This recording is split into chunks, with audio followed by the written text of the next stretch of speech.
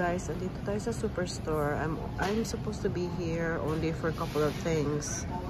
Gatas at saka tubig.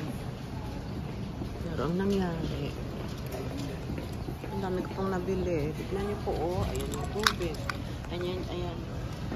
Yung isang tubig. Ayan.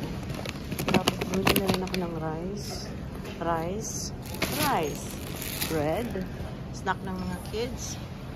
Tapos yan. Kaya umabot ako ng $123. 50 bucks ang dapat ang target ko na bibilihin.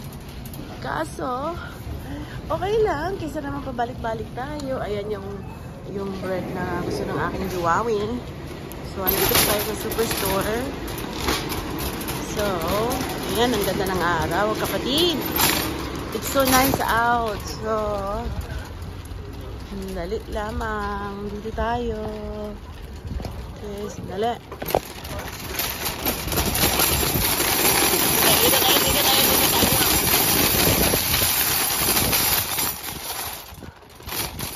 Ayan. Naman. Ayan. Ayan yung aking car. Ayan yung aking car. So, iyayo. Ayan, white mud po yan. So, aking car. So, dito tayo.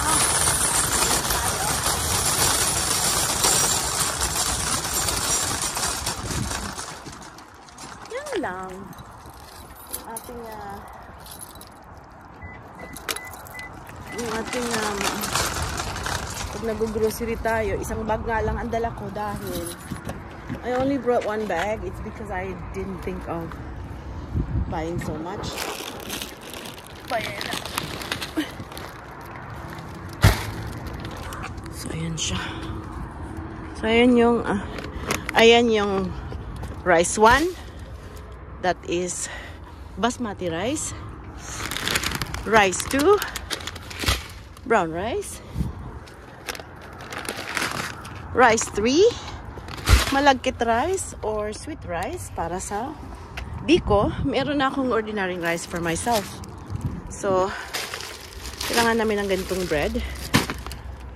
Nakalimutan ko pala yung bread for the kids.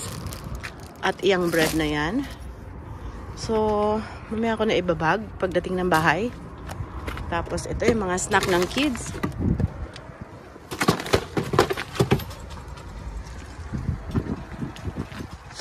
Snack ng kids. Snack ng kids. Hagis lang. Hagis lang. Yung karto na yan, guys. Yan project ni Jaya. And then, meron tayong laundry. Laundry detergent. Mag-no-name muna tayo. Ito po yung ating gatas. At finally, ang taming tubig. Okay? Chowie-wee! Sa uli ko na yung card. Bye-bye. Ayan, highway.